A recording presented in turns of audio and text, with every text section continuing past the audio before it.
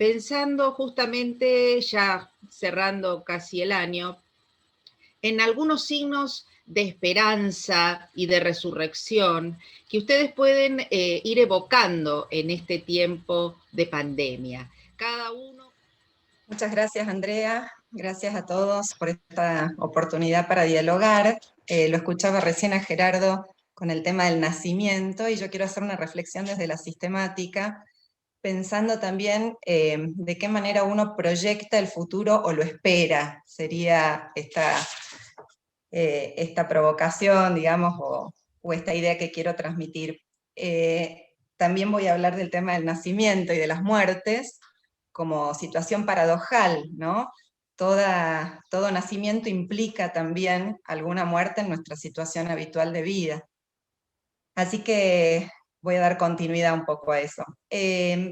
Yo me anoté algunas cosas que, para no dejarlas pasar, cuando Andrea me propuso hablar sobre la esperanza, signos de esperanza, obviamente en un escenario difícil, es un impulso muy humano, ¿no? Buscar signos de esperanza. No podemos negar que el horizonte pinta de alguna manera bastante oscuro, pero justamente la garantía de nuestra fe, yo diría, está en que nunca queremos dar por acabada la partida, ¿no? Siempre pensamos que las cosas pueden cambiar y que ni siquiera la muerte tiene la última palabra, ¿no? Como algo central de nuestra fe. El refrán popular diría, después de la tormenta siempre sale el sol, ¿no? Es una manera de pensar en la vida. Y el ser humano lleva inscripto ese movimiento, ¿no? Que lo impulsa a andar. En este camino histórico, desde que nacemos hasta que morimos, se dan, de alguna manera podríamos decir, algunos nacimientos y muertes parciales, ¿no? En forma habitual. Algunas están dadas por el paso del tiempo, simplemente, no sé, dejo el colegio secundario para entrar a la universidad, ¿no? Pierdo algo o muero algo para nacer a algo nuevo. Otras tienen que ver con nuestra capacidad de elección. No sé, siguiendo el mismo ejemplo, elijo estudiar en Buenos Aires y entonces renuncio o muero a la posibilidad de estar en Salta a la vez, ¿no? Así vamos creciendo, podríamos decir, ¿no? Madurando o humanizándonos. Entonces las pequeñas muertes no se leen en clave de derrotas, ¿no? Sino de pasos a la vida. Por supuesto que cabe la posibilidad de decrecer o de deshumanizarnos, podríamos decir, pero esa chance no está dada por la muerte en sí, ¿no? Sino en todo caso por quedar o anclado a la pérdida o por pretender lograr todo sin renunciar a nada, ¿no? Y otra idea que quiero transmitir es que nuestro crecimiento no es lineal, ¿no? A veces pensamos que descubrimos algo sobre nosotros mismos y entonces ya hacia allá vamos, hasta que aparece algo que nos cuestiona de nuevo, nos hace entrar en crisis y nos permite, de alguna manera, podríamos decir como círculos ampliados, dar un paso más de crecimiento, ¿no?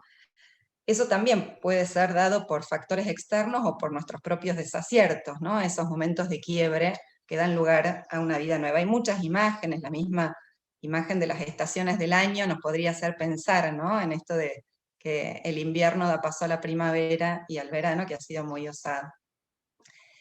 Entonces este crecimiento en ciclos abiertos nos podría decir que vamos de alguna manera siendo libres, vamos aprendiendo a amar, si no, no es algo puntual y estático.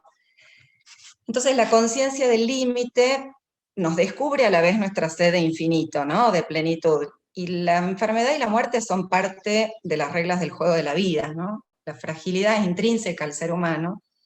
Estamos llamados a ser humanos, no dioses, pero al mismo tiempo es propio del ser humano ese impulso vital, ¿no? Recordemos la hermosa imagen del Génesis, de la creación del hombre, barro y aliento de Dios a la vez, ¿no? Fragilidad y potencia a la vez.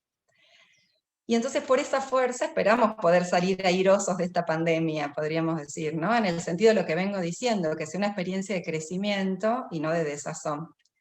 Que logremos incorporar la pérdida en nuestras vidas, hemos perdido mucho en este tiempo, para poder darle lugar a lo nuevo, ¿no? Lo que implica, por supuesto, también hacernos cargo de nuestros desaciertos que nos llevaron a estar en esta situación, ¿no? Esa esperanza situada es lo que ha dado pie a la expresión esta de ya, pero todavía no, ¿no? Que señala muy bien la tensión escatológica. Pero la propuesta de hoy que yo les quiero hacer es invertir el acento de la expresión poniendo la atención en la fuerza actual como clave de esperanza para el post. Planteo de alguna manera el todavía no, pero ya. Vivir el presente, ¿no?, con conciencia de la potencia que nos habita, puede ser justamente la garantía del futuro. De alguna manera, volviendo a los refranes populares, esto que decimos, ver la mitad del vaso lleno y no la mitad del vaso vacío, ¿no? Pero que justamente eso nos da la posibilidad de abrirnos al futuro.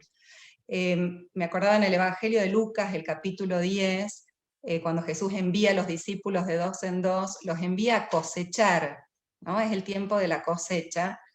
Y como discípulos de Jesús, no solamente la imagen de la construcción del reino, ¿no?, sino también de la cosecha, que me parece que en este tiempo paradójicamente nos puede ayudar a poner la mirada ahí. Siempre tenemos esta idea, ¿no?, de qué tenemos que hacer para salir de esta situación, para cambiar esto. Bueno, quizás paradojalmente sea momento de cosechar, ¿no?, que justamente el invierno, quizás que vemos este tiempo como un invierno, sea en realidad la primavera o el verano. Y acá no puedo dejar de, cuando pensábamos la esperanza, de citar al teólogo de la esperanza, ¿no? Cuando pensé qué autor voy a qué autor voy a apelar, obviamente Jürgen Moltmann, con su discurso siempre actual, y con esto termino una última idea, ¿no? Él hace una distinción entre, al querer traducir la palabra alemana, Zukunft, que podríamos traducirla como futuro o como adviento.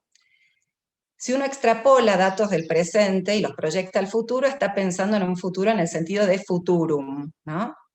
Pero si entiende el futuro en un sentido de adviento, pensando ya también en la Navidad próxima, el adviento de algo nuevo es algo que me llega al presente como anticipaciones. De alguna manera son las palabras que nos traen los profetas, ¿no?, con el futuro de Dios anticipándonos en el presente. Esas anticipaciones se dan a partir de conocer las posibilidades de la realidad, a partir de las promesas de Dios en quien esperamos. Entonces no esperamos cosas que sucederán, sino que esperamos a Dios, esperamos en Dios, en el Dios de la promesa.